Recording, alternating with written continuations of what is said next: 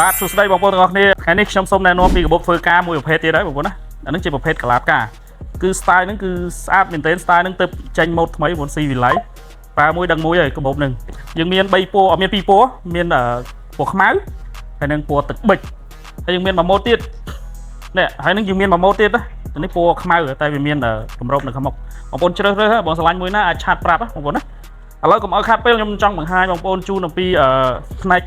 ទាំងមូលរបស់កាបូបនឹងតែម្ដងខាងមុខគឺគេលេងមកជា style បែបហ្នឹងជាមួយនឹង logo ខាងក្រោយស្អាតដូចគ្នា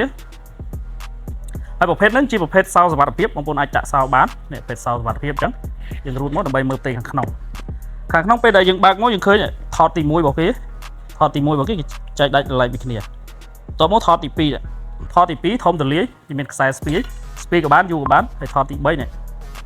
អញ្ចឹងកាបូបមួយហ្នឹងយើងអាចដាក់ឯកសារបានច្រើនប្រភេទដាច់លៃពីគ្នាអាចដាក់កុំព្យូទ័រមួយប្រភេទទៅមួយផ្នែកទៅដាក់ឯកសារផ្សេងៗមួយផ្នែកទៅអ្វីដែលពិសេសសម្រាប់បងជឿទៅឥឡូវនេះគឺយើងមានការបញ្ចុះតម្លៃយ៉ាងពិសេសជូនបងប្អូនណាយើងមានការបញ្ចុះតម្លៃ 50% ឲ្យ free សេវាដឹកជូនសម្រាប់បង 50 នាក់ដំបូងបងប្អូនអាចឆាតឬ call មកឥឡូវនេះដើម្បីទទួលបានការ promotion សម្រាប់ 50 នាក់ដំបូងអរគុណច្រើនបងប្អូន